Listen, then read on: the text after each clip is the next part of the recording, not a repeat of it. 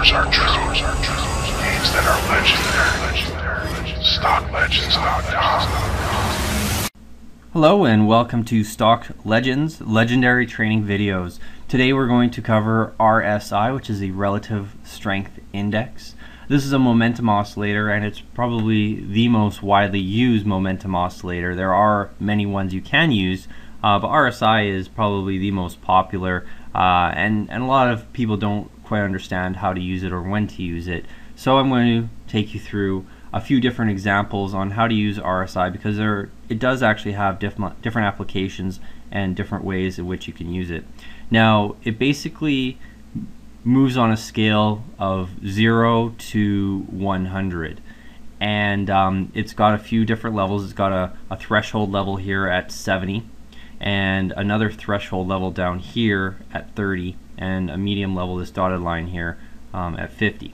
Now, the general rule of thumb is that when people can use this to determine overbought and oversold signals, and generally when the RSI is at 70 or above, it's considered overbought. It's above the threshold line. You can see that when it moves above 70, you can see it gets all dark in here, and when it moves below 30, it's considered to be oversold.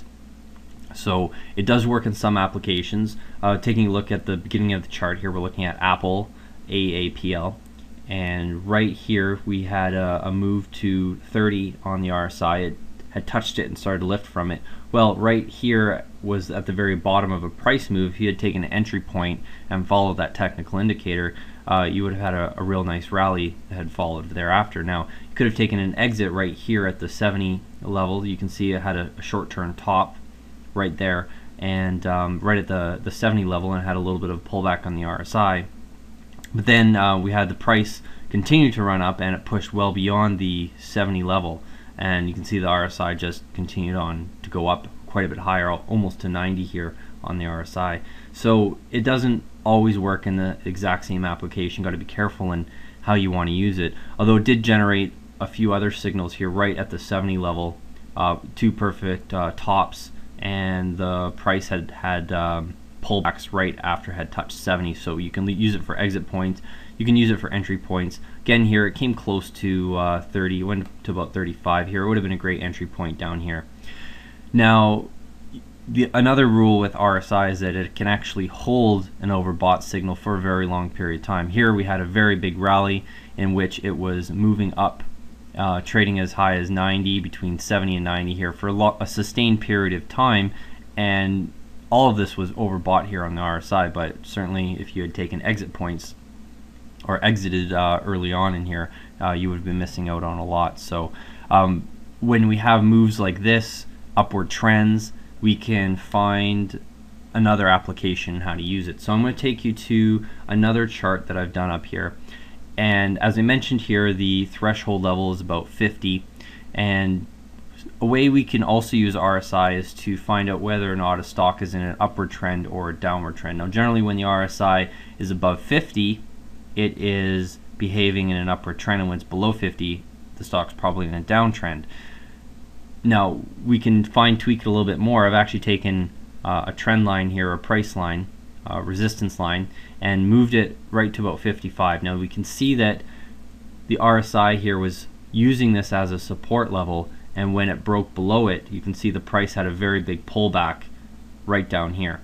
Now, it remained below this 55 level. You can see we had attempted to try and break it. We could use it as a resistance level. It wasn't until we actually broke the RSI right here we broke the 55 area, and we saw a very big price move that followed. And the price move had continued to move up until the RSI broke below the 55 level, and you can see it actually held this as a support level for quite an extended period of time. In the upward trend, it used that 55 area as a support. So it's using it as a support when it's trading above it, and it's using it as a resistance when it's trading below it. So we can use this to determine uptrends and downtrends and where the reversal points occur. So it's a very useful practical application when using RSI. It doesn't work all the time, doesn't work in all charts, but if you can find one that it does work in, it is a very easy one to trade, to make excellent entries and exits on if you do follow the rules. Now I'm going to show you in how not to use RSI. This is when you basically want to throw the technical indicator out the window because it's not going to do you any good. This is where we have a very large price move in a short period of time that is outside the normal trading range. We can see that basically between the stock price was moving with relatively low volatility, between $20 and $40 a share, and the stock had been halted, and then when we had opened up again, we can see the RSI here had moved practically down to zero. So okay, hey, that's an oversold signal. Well, it doesn't always work that way because it's taking into consideration all this previous data, but the previous data doesn't really hold true because there's been a fundamental change in the stock. So we need to discount these indicators, or at least find a way to use them that don't include any past data prior to the extreme price move. Because you can see basically if we use this as an indicator to say, okay, the stock's oversold, well, it continued to move lower and wouldn't have been very profitable to take an entry and hold it on the aspect that, oh, I'll sell it when the RSI gets overbought again. Well, that's not going to come.